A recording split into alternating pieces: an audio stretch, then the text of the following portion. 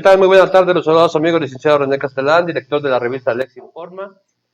Hoy tenemos a la maestra Elizabeth Pérez Ruiz, es maestra en Derecho y docente de la FES Acatlán. Maestra, muy buena tarde, gracias por estar con nosotros, bienvenida. Muy buenas tardes, un gusto la maestra Elizabeth Pereira. Ok, maestra, vamos a empezar a hablar, este es súper padrísimo. El matrimonio forzado en México, que actualmente me estaba comentando que está todavía vigente, ¿verdad? El matrimonio como tal infantil hoy en día ya no se encuentra vigente dentro del Código Civil de la Ciudad de México y del Código Civil Federal y en todo territorio nacional, ya que en el 2019 fue derogado las dispensas para contraer matrimonio. Sin embargo, podemos observar que quizás de derecho está derogado este permiso para los infantes en contraer matrimonio. Sin embargo, son situaciones de hecho que aún se siguen presentando en todo territorio nacional. Claro, claro. Yo le quiero dejar el uso de la palabra, maestra. Platíquenos un poco y de ahí empezamos el debate. Okay. Vaya, pues me gustaría iniciar primeramente comentándoles que el matrimonio ha sido considerado dentro del devenir histórico una institución realmente de gran importancia dentro de toda sociedad. No es exclusivo de territorio nacional mexicano, sino que también en otras áreas del mundo el matrimonio ha formado, ha sido una institución realmente importante para toda sociedad. Parte fundamental, sobre todo, creador de familias, no solo concebido por un acto jurídico, sino reconocido precisamente, vaya la redundancia, a nivel mundial por diversas religiones, costumbres de una comunidad o bien en algún territorio determinado. Y bueno, me gustaría empezar diciendo que el concepto de matrimonio, como hoy lo concibe la ley, como está plasmado en el Código Civil de la Ciudad de México, ha sufrido transformaciones. Ha sufrido transformaciones a lo largo de diferentes épocas, con base en cambios que se han dado dentro de la cultura mexicana, de la sociedad mexicana, cambios políticos, de acuerdo también al volumen poblacional. Incluso, también la diversidad sexual ha ido modificando este concepto de matrimonio y vaya, entre otros aspectos importantes. Se puede intuir que el matrimonio como tal es una figura jurídica no exclusiva del derecho, no exclusiva en el ámbito jurídico, sino que también es una figura que ha sido reconocida por diferentes creencias religiosas, de alguna manera por ciertas comunidades indígenas en donde políticamente están organizadas y que tienen el matrimonio, lo llevan a cabo de acuerdo a sus costumbres y de acuerdo a esas normas sociales que identifica a cada región indígena. Y vaya, a mí me gustaría comentar primeramente cómo tenemos el matrimonio dentro del artículo 146 del Código Civil de la Ciudad de México, en donde nos habla que el matrimonio es una unión libre, donde existen dos personas. Aquí ya está incluida esa diversidad sexual, donde no necesariamente hablamos de varón y mujer, sino que pueden ser dos mujeres o dos varones que puedan, que quieran legitimar la unión por medio del matrimonio. Nos dice, regreso nuevamente al artículo 146 del Código Civil de la Ciudad de México, en donde plasma que el matrimonio es una comunidad de vida, en donde existen dos personas y que se deben de procurar respeto, donde debe de existir igualdad y donde también sí debe de existir ayuda mutua entre quienes, entre los cónyuges. Podemos observar, si echamos un vistazo dentro del artículo 97, fracción tercera del Código Civil Federal, contempla que como requisito esencial para contraer matrimonio es la voluntad libre y expresa, y por escrito, claro está. Como también lo podemos ver en el artículo 103, fracción cuarta del mismo código, donde expresa que al levantar el acta matrimonial conste en dicha acta que está el consentimiento plasmado de los contrayentes. Entonces, vaya, a mí me resulta, pues me salta un poco que la ley, que nuestro Código Civil Federal, como los diferentes códigos del Estado mexicano, plasmen esta libertad que se tiene de cada uno de los cónyuges, de cada uno de los contrayentes, en donde plasman su consentimiento de manera escrita. Y aquí vemos, nuevamente reitero lo que acabo de comentar, que esa es una situación, lógicamente, que prevé el derecho, pero que en ocasiones, de forma de hecho, no se lleva a cabo como tal. Sí, vaya.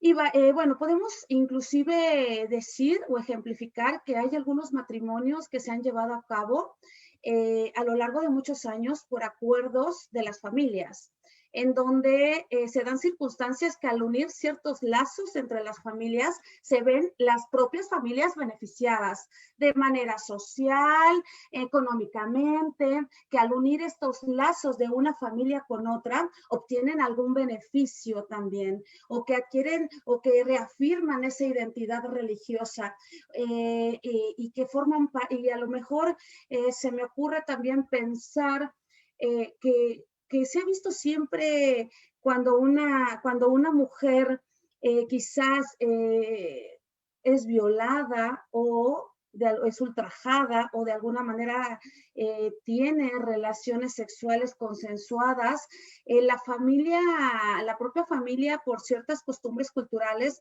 lo toma como una ofensa.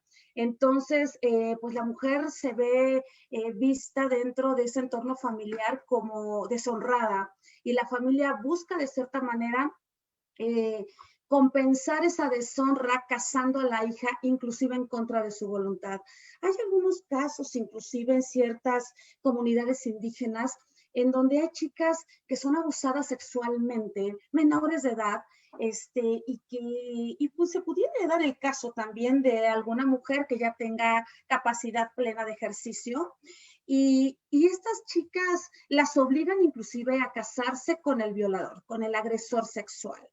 Entonces, aquí es donde podemos ver que realmente el consentimiento, si bien la ley lo reconoce que debe de ser voluntario, en ocasiones, en situaciones de hecho, no se lleva a cabo como tal. También debemos de entender que el matrimonio es un modelo histórico, un modelo histórico, y que fue adoptado pues por diferentes culturas como Grecia, como los romanos, y que ha sido, y que venimos como arrastrando ese modelo patriarcal, considerado de alguna manera parte de la sociedad, donde el estar casado era el estado natural y propiamente se puede decir que aceptado por la propia sociedad, y de alguna manera aceptable, y que su naturaleza, de alguna manera, su naturaleza jurídica, si hablamos en el ámbito jurídico, precisamente inició como un contrato, y que la finalidad de todo matrimonio era la procreación y la preservación patrimonial, y a su vez salvaguardar o guardar y mantener ese linaje familiar. En la actualidad, de alguna manera se cree que las uniones matrimoniales son consensuadas, pero de trasfondo no lo es en algunas de ellas. De ahí el tema que estamos abordando el día de hoy.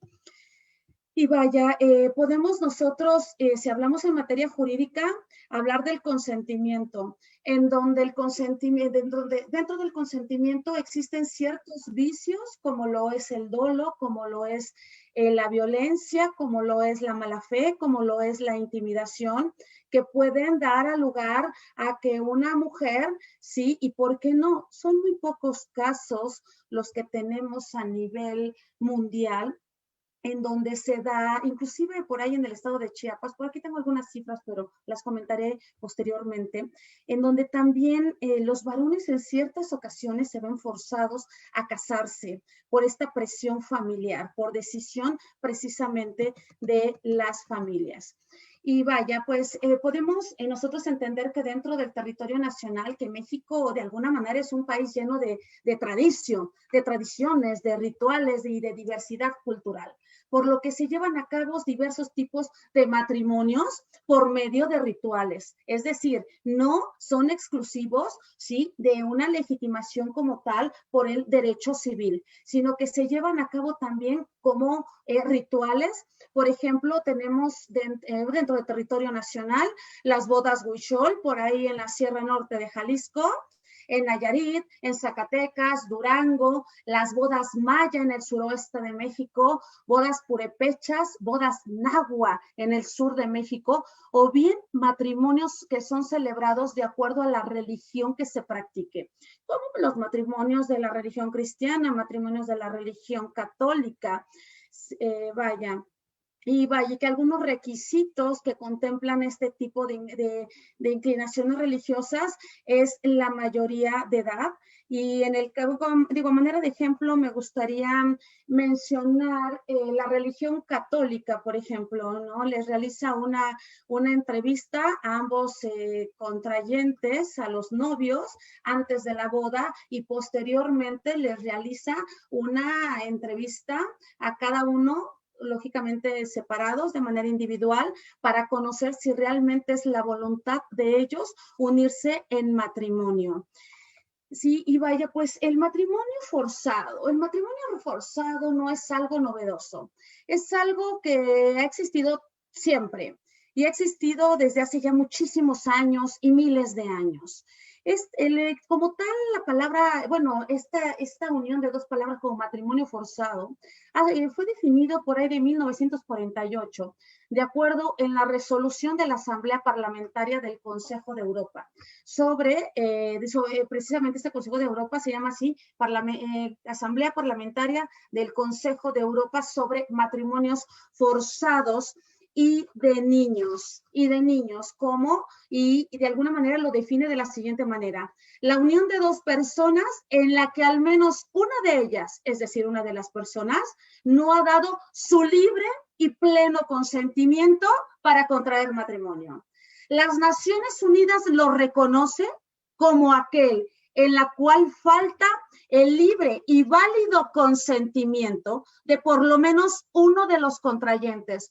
En su forma más extrema, el matrimonio forzado lo sigue comentando, apuntando las Naciones Unidas. Sí, el matrimonio forzado puede entrañar comportamiento amenazador, rapto, encarcelamiento, violencia física, violación y en algunos casos llegar al extremo del homicidio. Dentro del Consejo de Europa, el matrimonio forzado abarca diferentes tipos, abarca diferentes tipos y lo concibe de la siguiente manera. Me voy a permitir leerlo. Concibe el matrimonio como esclavitud, el matrimonio concertado, el matrimonio tradicional, el matrimonio por razones de costumbre, la conveniencia o la respetabilidad, ¿sí? Y esto, bueno, de alguna manera se dice la respetabilidad percibida, ¿sí? ¿Qué quiere decir esto? Que de alguna manera este tipo de matrimonios se conciben o se llevan a cabo cuando la familia de alguna manera pierde esa moral que la propia comunidad donde se encuentra no acepta, como pudiese ser, ellos le llaman la deshonra de la mujer, quizás al haber tenido sexo consensuado o bien al haber sido violada. Tenemos también el matrimonio infantil, que se considera entre los 15 y 17 años. El matrimonio precoz es ese matrimonio que se realiza antes de los 15 años. El matrimonio por conveniencia, el matrimonio no consumado, el matrimonio putativo, que es el matrimonio nulo, el matrimonio para adquirir la nacionalidad y el matrimonio indeseable. En algunos tribunales, lógicamente, no están de acuerdo que este tipo de matrimonios, por ejemplo, un matrimonio para adquirir la nacionalidad o un matrimonio arreglado o un matrimonio no consumado, no entra dentro de esta categoría de matrimonio forzado. Voy a comentar algo con relación a las Naciones Unidas, donde identifica precisamente el matrimonio forzado como una violación a los derechos humanos, a los derechos de la mujer en específico. Y me gustaría, yo sé que nos están acompañando personas que quizás desconozcan esta parte jurídica, ¿no? Los abogados, por lo regular, nos enfocamos mucho al área jurídica, pero me gustaría explicar de alguna manera que los derechos humanos, se entiende como derechos humanos todos aquellos derechos que todo ser humano posee y que tiene la facultad de disfrutar simplemente por su condición de persona humana, basados en el principio fundamental de que todas las personas poseen dignidad humana. Inherente, claro está, por el simple hecho de ser persona, de ser humano, y tienen igual opción de disfrutar sin importar su sexo, raza, color, idioma, nacionalidad, clase social o inclinación religiosa. Ahora bien, me gustaría mencionar qué derechos humanos respecto, lógicamente, al matrimonio forzado son quebrantados. Se quebrantan el derecho a una vida libre sin violencia, los derechos sexuales y reproductivos, el derecho al desarrollo, derecho al trabajo, derecho a la educación, el derecho a la salud y el derecho nuevamente que me parece, me gustaría mencionarlo, este derecho al libre desarrollo, a la personalidad, que prácticamente este derecho data ya desde hace ya algunos años, por ahí de 1949, en la Constitución o Ley Fundamental precisamente de la República Federal de Alemania enuncia en su artículo 2.1 que toda persona tiene derecho al libre desarrollo de su personalidad, siempre que no viole los derechos de otra ni de otros, ¿sí? Ni atente contra el orden constitucional o la ley moral, ¿no? Estamos hablando de 1949.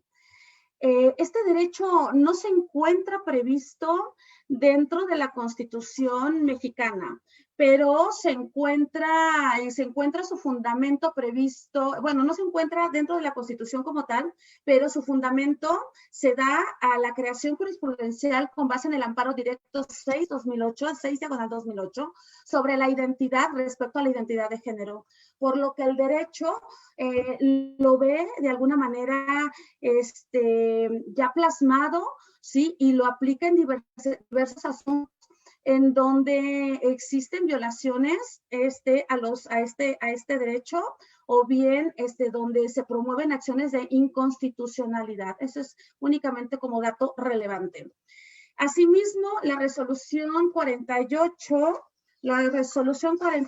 diagonal 104 de la Asamblea General de las Naciones Unidas contempla, me voy a permitir leerlo, que la violencia de género es una manifestación de las relaciones de poder, históricamente desiguales entre el hombre y la mujer, que han concurrido en la dominación de la mujer y a la discriminación en su contra por parte del hombre, e impedido el adelanto pleno de la mujer, el desarrollo de la mujer, y que la violencia contra la mujer es uno de los mecanismos fundamentales por los que se refuerza a la mujer una situación de subordinación respecto de ¿quién? Del hombre. Y vaya, el matrimonio forzado es consecuencia histórica, es algo que debemos de entender, que se percibe de esa manera muy específica. Y las mujeres de alguna manera son, vaya la redundancia, percibidas como víctimas de la costumbre. Como dato histórico me gustaría compartirles que en el derecho romano existía un tipo de matrimonio para adquirir la manus de la mujer, es decir, el poder sobre la mujer, llamado coencio, que era una compra ficticia, donde la mujer pasaba a formar parte de la familia del marido en plena subordinación, y era obligación de ella, dedicada plenamente a los cuidados del hogar, al cuidado del marido, y que realmente ella ella no podía ni siquiera tener o hablar en público, tener la voz o hablar en público. Vaya, para lograr comprender lo anterior, pese a que resulte, yo sé que va a resultar lo que voy a comentar a continuación lesivo. Yo soy mujer y me resulta totalmente terrible mencionarlo, pero es importante para que nosotros podamos comprender por qué es un modelo implantado histórico e ideológico de generaciones muy anteriores y ya muy antiguas. Bueno, para comprenderlo mejor, me gustaría que conocieran, entender ciertas circunstancias actuales en las que en pleno siglo XXI, vaya, la mujer se encuentra. A la mujer en la antigüedad se le designó como fémina, desde el punto de vista sexual. O bien se le llamaba la mujer, por su aspecto blando con relación al aspecto que tenía el varón.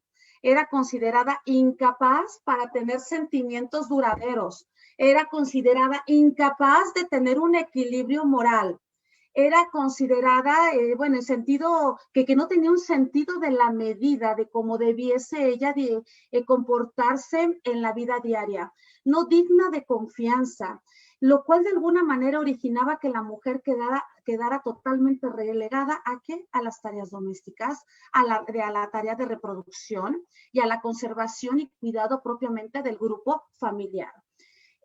Por ahí el filósofo Séneca fue quien más incidió en la muliebris impotencia, en la impotencia de la mujer, basándose este filósofo Séneca en el principio meramente aristotélico de que la mujer era un ser instintivo, primero, no sujeto de razón, espécimen ignorante, guiado y protegido.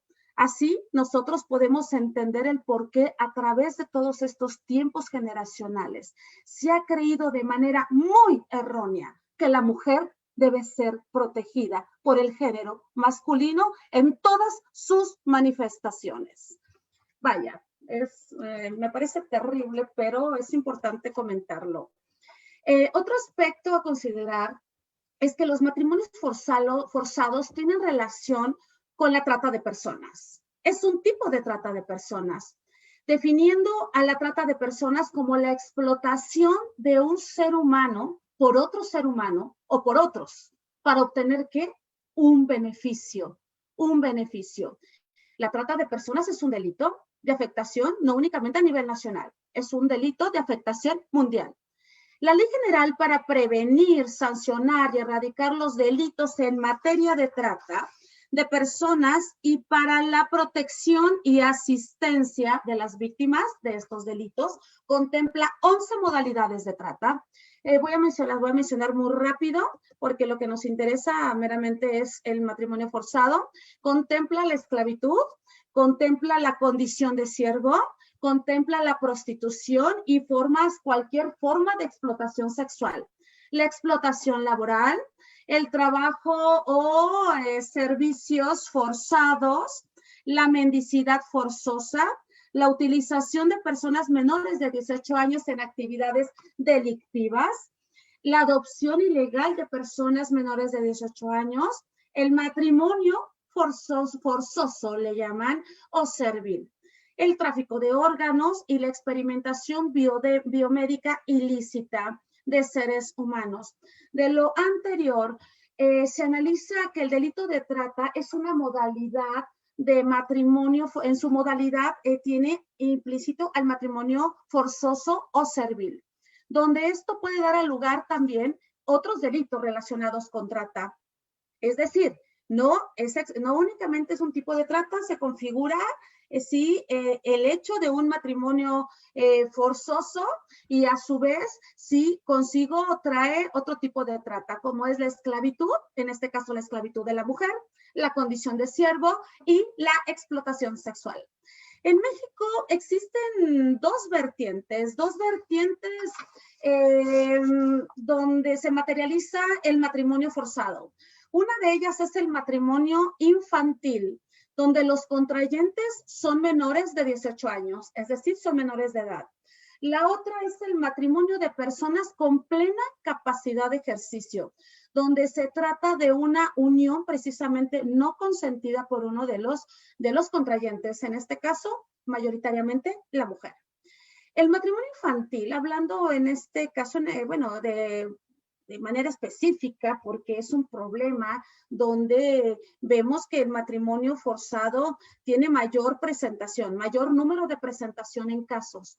El matrimonio infantil queda prohibido a partir de la reforma de marzo del 2019, en donde prácticamente los 31 códigos civiles locales de todo territorio nacional, así como el Código Civil Federal, ¿sí?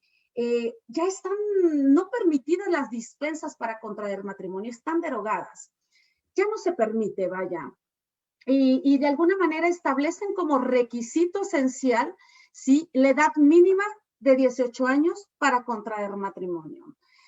Y vaya, me gustaría mencionar sobre todo, ¿dónde se encuentra el matrimonio forzado en México? ¿Qué casos o en qué países, o en qué estados, o en qué territorios de todo de territorio mexicano podríamos nosotros ver que se presenta el matrimonio forzado, que se llevan a cabo estas prácticas? Principalmente tenemos las comunidades indígenas. Tenemos como primeros estados Chiapas, Guerrero, Veracruz. Subsecuentemente tenemos a Sonora, Durango, Yucatán. Y cabe señalar por ahí que en el artículo 2 constitucional reconoce la libre determinación y en consecuencia la autonomía para decidir toda forma interna de convivencia y organización social, económica, política, cultural, precisamente de estos pueblos y comunidades indígenas. Y vaya, de alguna manera esto es lo que ha dado hincapié a que se lleven a cabo estas prácticas de matrimonios forzados y que estas uniones no se legitimen de alguna manera por el derecho, no sean legitimadas por el derecho civil, pero que se lleven a cabo ciertos ritos, ciertos festejos en donde las propias comunidades con sus leyes internas legitiman estas uniones a su razón de ser y de vivir. Estados, por ejemplo, como Tlaxcala, podríamos ver, conocemos y sabemos, y los que no, bueno, se los digo en este momento, Tlaxcala es la cuna del proxenetismo, se encuentra prácticamente catalogado así, donde pues la trata de personas se hace presentes para la explotación sexual. En manera de ejemplo les comento que existen inclusive estos delincuentes, estos personajes llamados proxenetas, en donde contraen matrimonio no con una chica, sino con varias. Tienen 4, 5, 6, 10, 11 matrimonios. Son bígamos y de alguna manera ellos explotan a las mujeres de manera sexual, ¿no? Lógicamente, pues legitimando estas uniones por medio del matrimonio. Vaya, comunidades donde es notable la pobreza extrema también y marginaciones donde podemos encontrar que son más vulnerables este tipo de comunidades para que se tipifique el matrimonio forzado.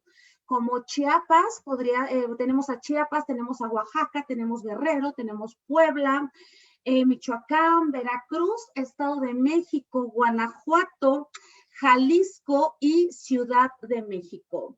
Tenemos algunos países, bueno, voy a mencionar algunos porque existe diversidad de países donde se llevan a cabo, pero mayoritariamente tenemos a India, tenemos África, tenemos a India, África Occidental, Bangladesh, Albania, Yemen y algunas regiones de España en donde también comunidades precisamente que marginadas y que sufren pobreza extrema, en donde se llevan a cabo estas prácticas de matrimonio forzado.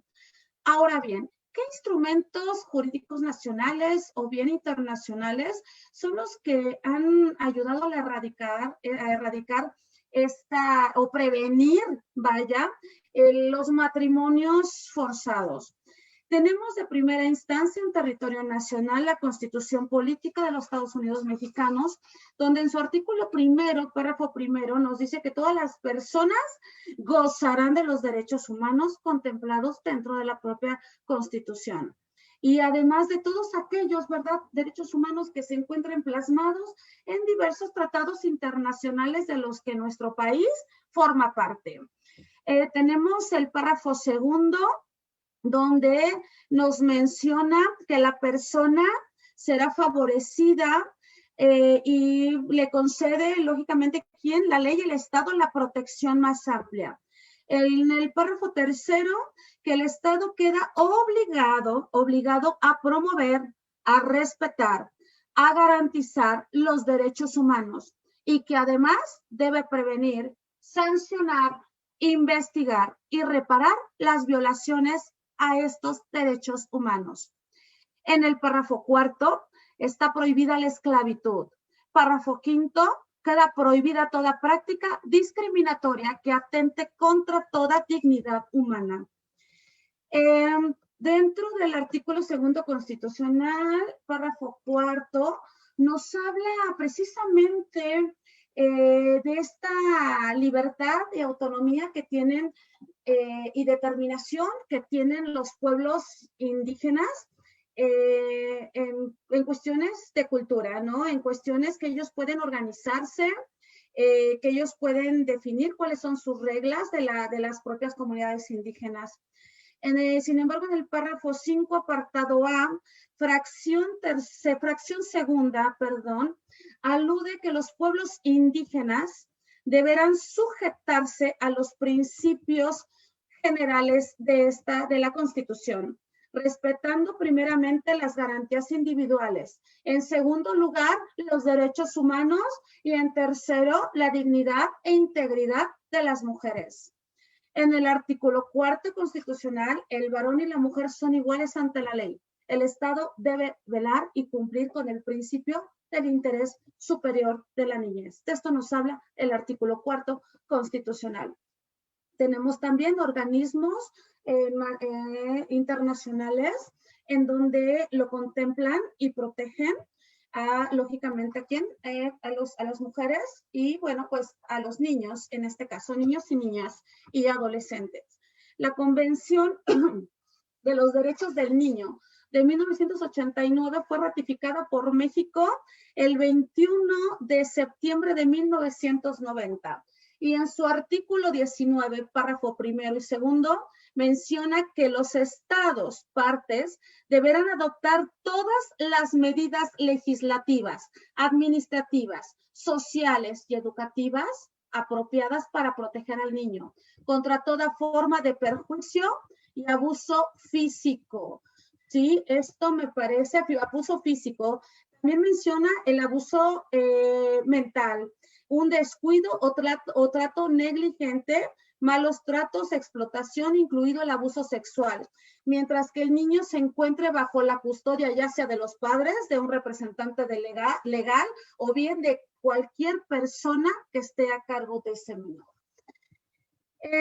A su vez, tenemos el Pacto Internacional de los Derechos Económicos y Sociales y Culturales, donde México, bueno, se adhirió a él el 23 de marzo de 1981, la Convención sobre la Eliminación de todas las formas de discriminación contra la mujer, ratificada por México el 23 de marzo de 1981. Tenemos otra cuestión con relación a las Naciones Unidas, que las Naciones Unidas ha otorgado diferentes resoluciones en materia de violencia de género. En materia también, bueno, con relación también a los matrimonios infantiles y trata de personas. Y como dato interesante, en su último informe de junio por ahí del 2020, sobre el estado de la población mundial, me parece que es, Natalia Kanem, directora ejecutiva precisamente de las Naciones Unidas, en un comunicado de prensa menciona, me voy a permitir leerlo, menciona que se deben tomar todas las acciones urgentes, primeramente para erradicar la mutilación genital femenina, el matrimonio infantil, prácticas nocivas como el planchado de senos, la prueba de virginidad y abusos cometidos en contra de las mujeres y niñas.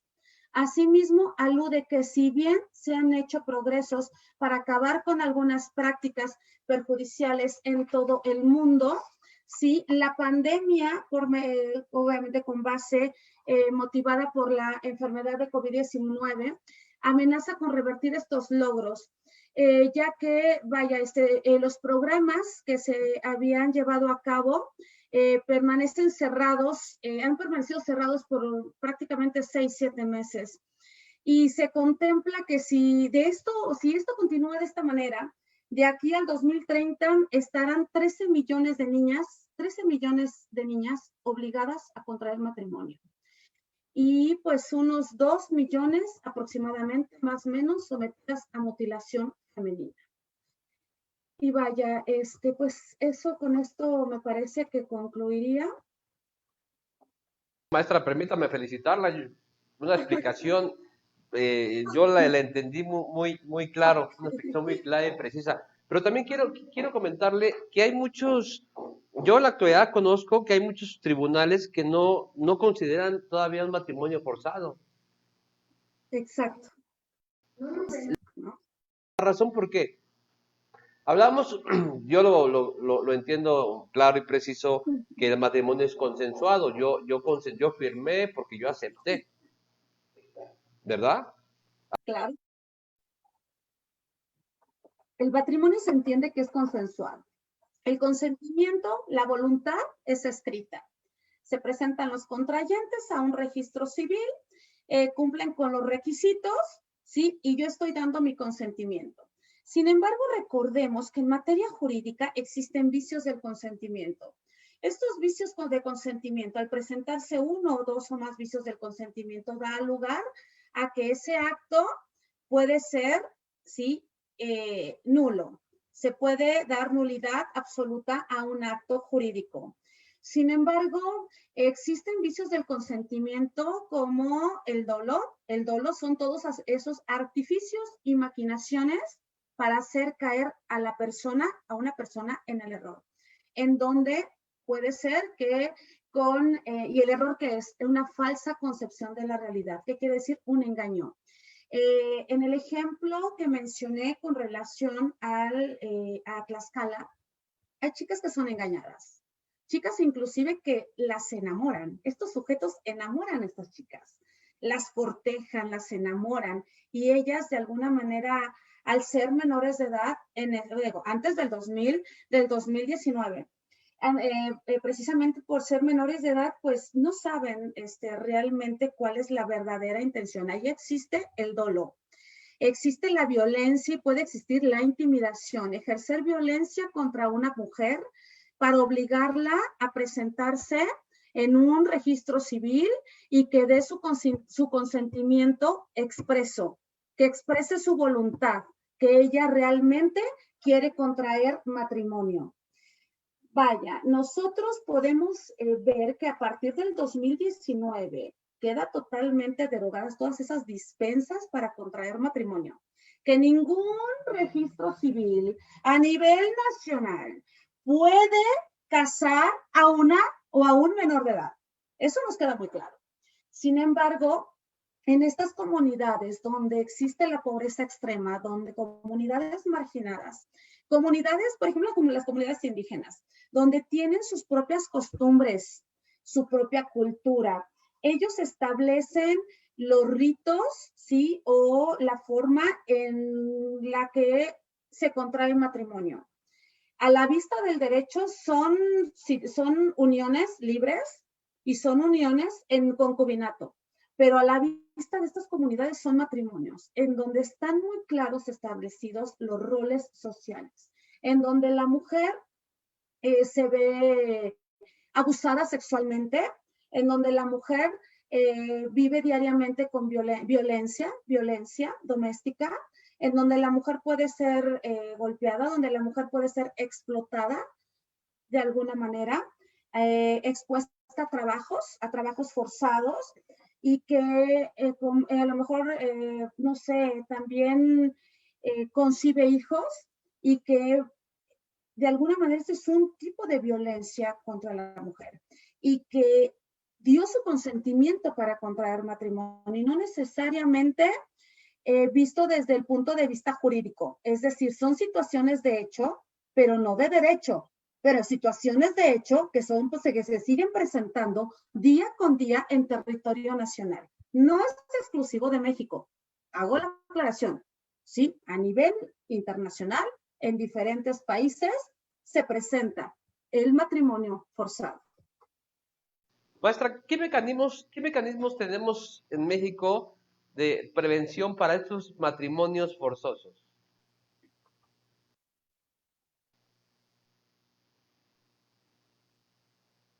¿Qué mecanismos de prevención? Me parece que lo más importante para la prevención, bueno, tenemos diferentes organismos. Tenemos las Naciones Unidas, tenemos todos esos tratados internacionales de los que México forma parte. Tenemos, lógicamente, la cuestión de los derechos humanos que están siendo muy vistos en esta época actual y están siendo muy vigilados también. Pero me parece que lo más importante es la información. Me parece que espacios como este que usted regala, que usted de alguna manera nos hace el favor de invitarnos, son muy importantes para que esta información llegue a varias personas y que a su vez se pueda compartir, que a su vez pueda llegar, pero también me parece que una forma de prevención, un mecanismo de prevención es que el propio país, México, debiese el Estado, el gobierno mexicano, debe de implementar ciertos programas en donde empoderen a la mujer, empoderen a las niñas, ¿no? La empoderación de la mujer en esta época es meramente importante. Me parece muy importante, muy acertado, que nosotros en el caso como docentes, pues que de alguna manera nosotros sigamos transmitiendo esta información, ¿no? Yo creo que eso es parte esencial de la sociedad. La denuncia es muy importante. Son delitos que quizás la mujer que se encuentre viviendo un matrimonio forzado donde está inmersa en ese ambiente de violencia, tenga miedo de una denuncia.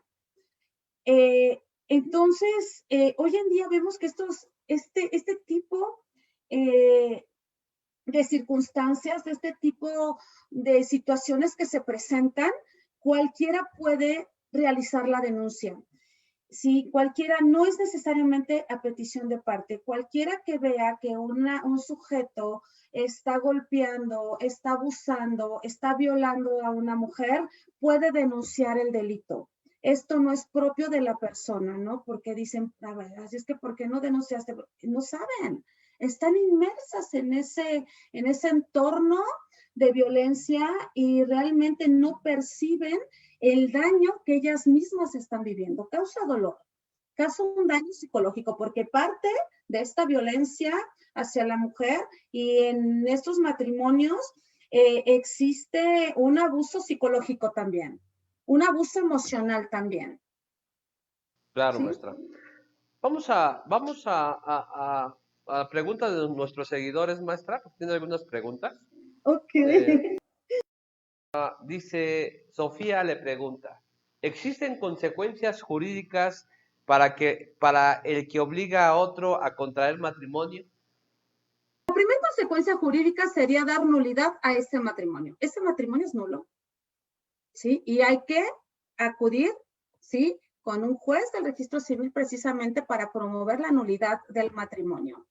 Esa sería la consecuencia jurídica con relación al matrimonio forzado. La siguiente consecuencia jurídica, si existe violencia de género, si existe violencia contra la mujer, si la mujer está siendo violentada de manera física, de manera psicológica, Sí, existe lugares, tenemos por ejemplo la Fiscalía Especial para los Delitos de Violencia contra las Mujeres y Trata de Personas. Sí, me gustaría, no sé, para quien lo necesite, compartir el teléfono. Es el 01800 00 85400. El servicio es gratuito y es confidencial. Sí, ahí también hay terapias psicológicas en el caso que se lleve el proceso en contra del agresor. Ros Gallardo le pregunta, maestra, en caso de un matrimonio forzado con un menor de edad, ¿él mismo es inexistente o a quién corresponde ejercer la acción de nulidad? El mismo es inexistente. Oye, pero fíjese, bueno, me salta mucho esta situación. En el 2019 quedan derogadas las dispensas para contraer matrimonio. Estamos hablando 2019, 2020, 2021. Son 2 años. La dispensa para una chica de 14 años, se casó a los 14 años, se le otorgó la dispensa antes de la derogación de las dispensas para contraer matrimonio. ¿Sí? Tiene 14 años, al día de hoy tiene 16, 17 años y sigue casada y sigue en ese ambiente. Entonces, me salta muchísimo, ¿no? ¿Qué se puede hacer en este caso? Bueno, de alguna manera yo creo que la chica es quien menos se da cuenta, ¿no? Quien menos se ve irrumpido, bueno, sus proyectos de vida, ¿no? Sus proyectos de vida, su dignidad como persona se ve fracturada por la circunstancia. ¿Qué se puede hacer en este caso? Pues a lo mejor se me ocurre, ¿no? Por eso lo digo y lo reitero, que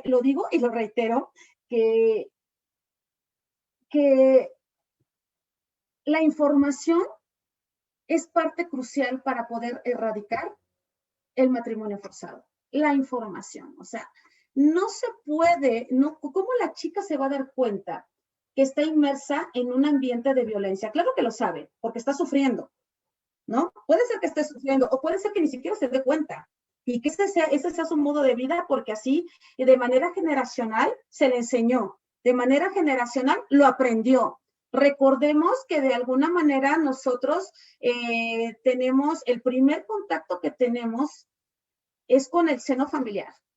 Adquirimos una educación, absorbemos costumbres, absorbemos todo aquello que nos transmite la familia. Los valores, esas cualidades, los primeros que aprendemos son dentro del seno familiar. Posteriormente, cuando la persona tiene contacto con el exterior, ¿sí? Adquiere otro tipo de valores, ¿sí? Porque empieza a tener contacto con los demás y se da cuenta que quizás lo que está pasando en casa no es normal, que quizás lo que está pasando en casa está mal, ¿sí? Pero muchas veces la víctima no se da cuenta. Entonces, ¿qué se puede hacer al respecto? Me parece que la labor de la sociedad, nosotros no podemos permanecer aislados de lo que está ocurriendo, de la problemática que vivimos día con día en nuestro país. Me parece que debemos informarnos y cuando nosotros nos percatemos de una situación, informar primeramente que esta información le llegue a la víctima. De alguna manera, empoderarla para que ella quiera, ¿no? Dar nulidad a ese matrimonio. Y vaya, y el Estado, la labor del Estado me parece que ha sido obsoleta.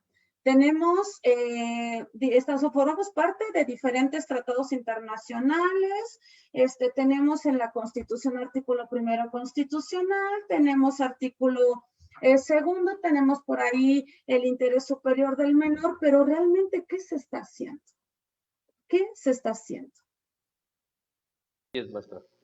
Maestra, Sergio Jesús López Domínguez le pregunta, pero en una comunidad lejana como la que pueden hacer llegar la información, o sea, más bien como la que no se puede, que en el matrimonio forzado está prohibido cuando se basan en usos y costumbres. ¿Qué impacto social representan los matrimonios forzados? ¿Qué impacto social representa un matrimonio forzado en una comunidad indígena donde llega la información, pues que va a dar continuidad a este tipo de prácticas? Y que ahí tiene que echar mano el Estado. que se creen comisiones especiales precisamente como lo tienen las Naciones Unidas, como lo tienen otros países, como los países europeos, en donde hay comisiones muy específicas precisamente para perseguir este tipo, ¿sí?, de actos que se presentan, este tipo de circunstancias que se viven en diferentes comunidades, precisamente comunidades donde a lo mejor no hay ni luz eléctrica, donde no llega a lo mejor el internet, donde las niñas a lo mejor no asisten ni al colegio, ¿no?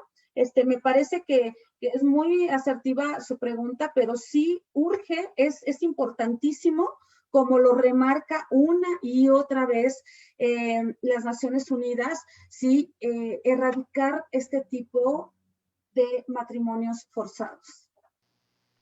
Alejandro Gutiérrez Trejo le pregunta, profesora, en materia internacional, ¿a qué instituciones podemos recurrir en casos de matrimonio forzado entre dos personas de diferente nacionalidad? A ver, ¿en qué instancia puedo recurrir? A ver, si las dos personas se encuentran en territorio mexicano, forzosamente se tiene que ocupar el derecho mexicano, ¿sí? Hablando, no sé, un mexicano, a lo mejor un español, ¿sí? Y se encuentran en territorio mexicano, o se me ocurre, ¿no? Nos vamos más al extremo. A lo mejor una mujer que viene de Yemen y que la casan aquí en México. Forzosamente, aunque ella sea de otro país, las leyes mexicanas, del derecho mexicano es quien debe de regularlo. ¿Sí? Y lógicamente, volvemos, nuevamente lo repito, si existe violencia, si el marido la golpeó, si el marido comete abuso sexual en contra de la mujer, es un delito, es una violación. Entonces se tiene que ir, sí, con la autoridad correspondiente, sí, a denunciar ese delito, independientemente de que esté casado o no esté casado. Es un delito. Ok, Gama Alondra le pregunta, ¿qué relación tienen los embarazos en adolescentes con el matrimonio infantil? ¿Qué relación tienen? Vaya, se puede dar el caso que no exista un matrimonio infantil y que exista un abuso al menor y que salga de ahí un embarazo, ¿sí? ¿Cuántas niñas realmente no están viviendo un embarazo y propiamente en ocasiones son los propios familiares, el tío, el papá quien abusa de las niñas y tienen embarazos, ¿sí? En el matrimonio forzado, de alguna manera, hay embarazos.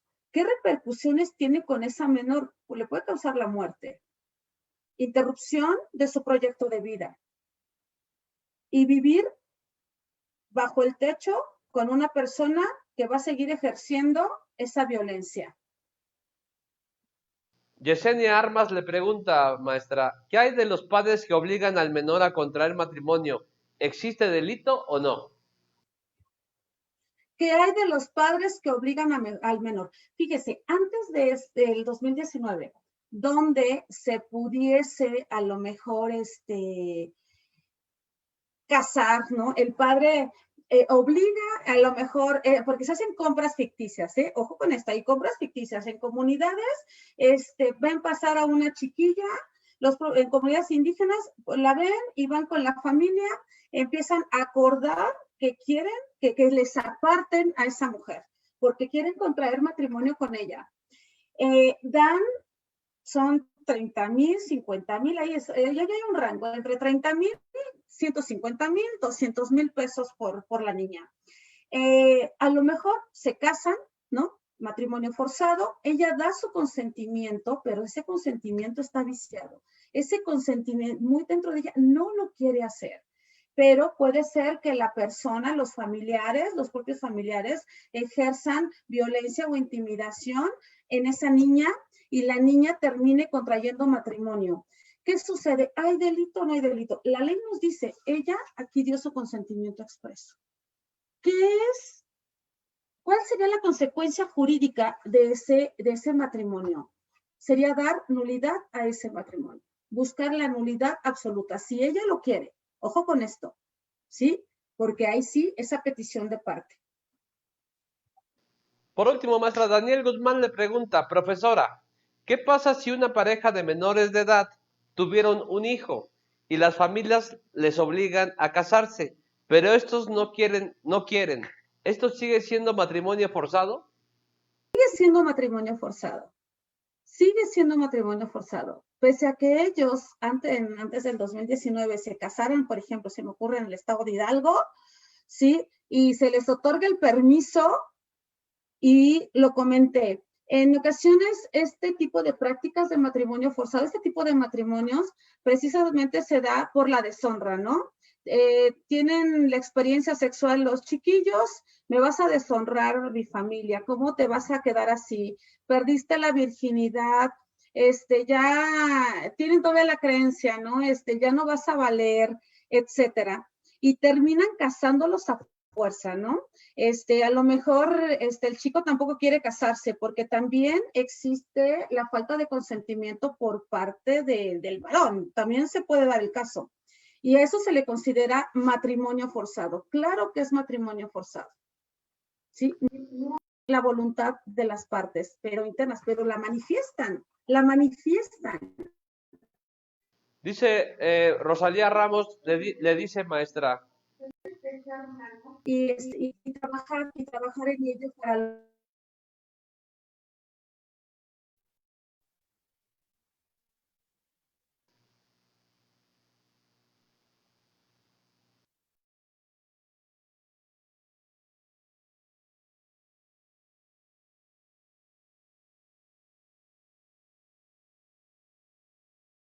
Buenas tardes, maestra.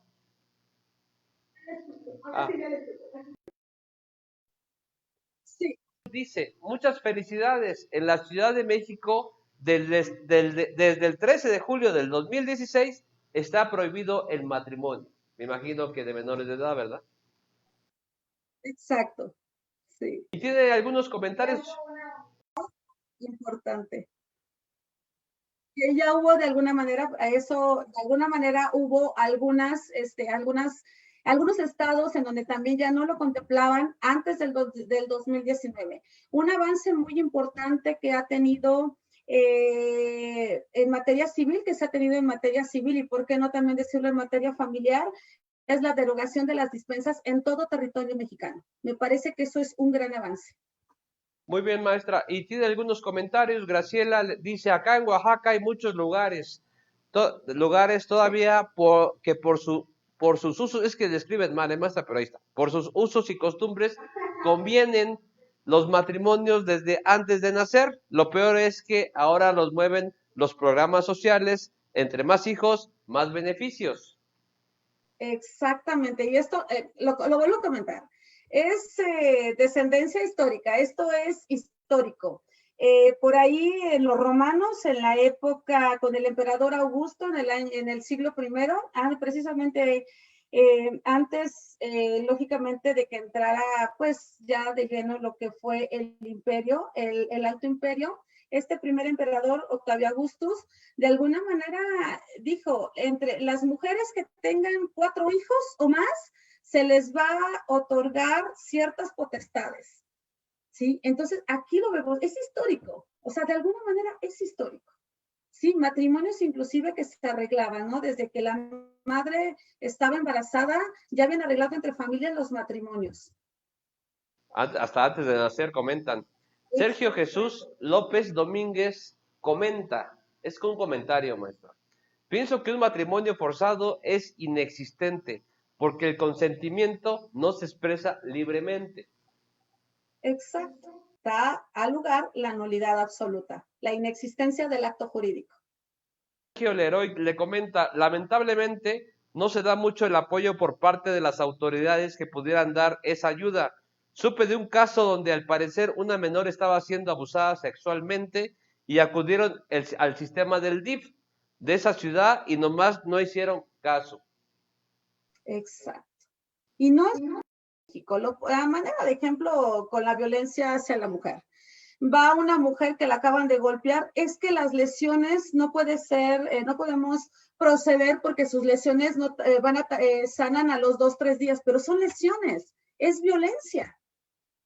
Y no solo es aquí, ¿sí? Es en otros países también, no sé, en ciertos condados de Estados Unidos, de igual manera se presentan este tipo de situaciones, ¿no? Que hasta que digo, bueno, de repente dicen, bueno, ¿qué quiere que llegue a lo mejor la mujer apuñalada, golpeada o con lesiones mayormente graves para que realmente puedan proceder, ¿no? En contra del sujeto que las agredió.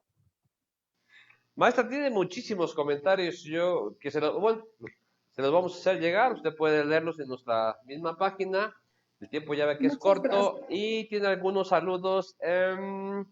Vanessa Miranda dice, extraordinaria exposición, temas muy interesantes y acordes a la realidad actual. Le manda saludos, Isabel le manda Muchas saludos, gracias. le dicen felicidades, maestra Elizabeth Pereira Ruiz. Armando Vidal, gracias a la revista Lex, saludos desde Puebla, México, David Zorra, saludos profesora Pereira. Maestra, yo quiero agradecerle mucho, mucho, mucho, de verdad que tiene usted mucha razón y me gustaría extender este tema para, para dar lo que usted comentaba, más información al pueblo. Necesitamos información y también tener la cultura de denunciar.